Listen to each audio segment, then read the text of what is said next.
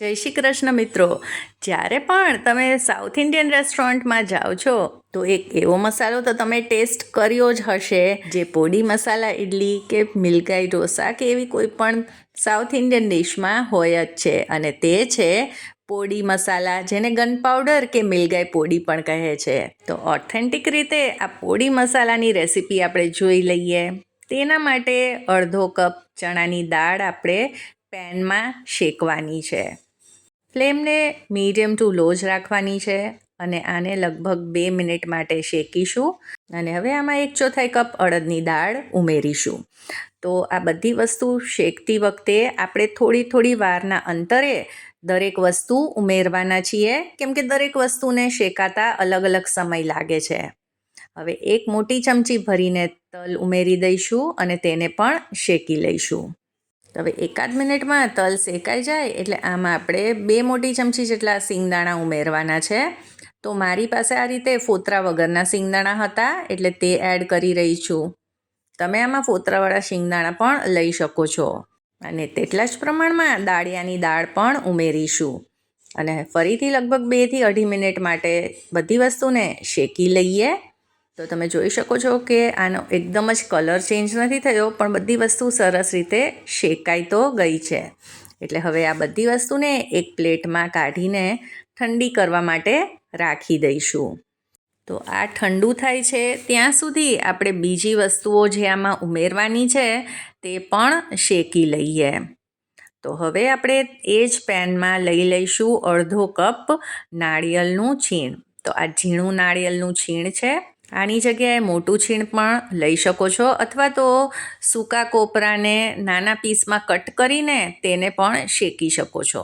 તો ટોપરાને આ રીતે હલકો બદામી કલર થાય તેટલું શેકી લેવાનું છે. અને હવે આને પણ એક પ્લેટમાં કાઢી લઈએ. અને હવે આ જ પેનમાં 10 નંગ સૂકા લાલ મરચાં લીધા છે. તો આ તો તીખા મરચાં છે એટલે ઓછા લીધા છે. જો તમારી પાસે કાશ્મીરી લાલ મરચાં હોય ને તો તમે 20 નંગ લેશો તો આ પોડી મસાલો એકદમ જ સરસ લાલ ચટક કલરમાં તૈયાર થશે.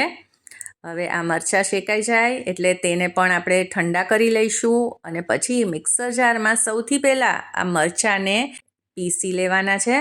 જો બધી વસ્તુ સાથે આપણે મરચાંને પીસીશું તો મરચાં આખા પાખા રહી જશે. એટલે સૌથી પહેલાં મરચાંને થોડાક આ રીતે અધકચરા પીસી લેવાના.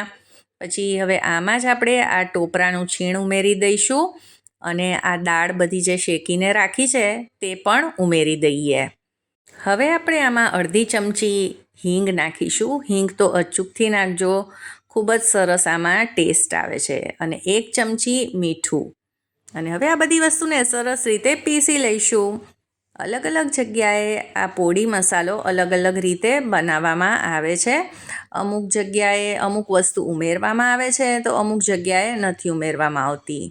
તો આનું ટેક્સચર હલકું દરદરું રહેશે. એકદમ આખું પાકું નહીં, પણ હલકું દરદરું રાખવાનું છે. તો હવે આને તમે 5 થી 6 મહિના માટે સ્ટોર કરીને પણ રાખી શકો છો. આ એવો ને એવો જ રહે છે.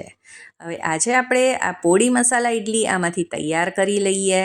તો 10 થી 12 નંગ જેટલી ઇડલીને આ રીતે મીડિયમ સાઇઝના પીસમાં કટ કરી લઈશું. હવે પોડી મસાલા ઇડલી ઘીમાં જ વઘારવામાં આવે છે. તો મેં અહીંયા લગભગ 1 મોટી ચમચી ઘી લીધું છે. તેમાં 1 ચમચી રાઈ, અડધી ચમચી જીરું ઉમેરી અને વઘાર કરીશું. અને આમાં મીઠા લીમડાના પાન પણ ઉમેરી દઈશું. હવે વઘારને આવવા દઈએ. અને હવે વઘાર આવી જાય એટલે આમાં આપણે આ ઇડલીને ઉમેરી દઈશું. તો વઘારમાં તમે ચણા અને અડદની દાળ પણ ઉમેરી શકો છો. મારા બાળકોને નથી ભાવતી એટલે મેં અત્યારે આમાં નથી ઉમેરી. અને હવે ઇડલીને લગભગ 3 થી 4 મિનિટ માટે આમાં આ જ રીતે શેકીશું. એટલે શું થશે કે ઉપર એકદમ જ સરસ આની ઉપર કોટિંગ આવી જશે, સેજ ક્રિસ્પી થઈ જશે. અને પછી આમાં લગભગ 2 થી 2.5 ચમચી જેટલો આ પોડી મસાલો ઉમેરીશું. તો રેસ્ટોરન્ટમાં જે મિલગાઈ પોડી ઢોસા મળે છે તેમાં આ જ મસાલાનો ઉપયોગ કરવામાં આવે છે. તો હવે આપણે આને લગભગ બીજી 1 કે 2 મિનિટ માટે કૂક કરીશું. એટલે મસાલો સરસ રીતે કોટ થઈ જશે ઇડલી ઉપર. રેસ્ટોરન્ટના ફ્લેવરવાળી જ પોળી મસાલા ઇડલી તો તૈયાર છે. તો એક વખત આજની આ રેસિપી ફોલો કરી આ પોળી મસાલો બનાવી તમે મહિનાઓ સુધી સ્ટોર કરીને રાખી શકો છો અને જ્યારે પણ કોઈ પણ સાઉથ ઇન્ડિયન ડિશ બનાવો તો તેમાં આને તમે વાપરી શકો છો.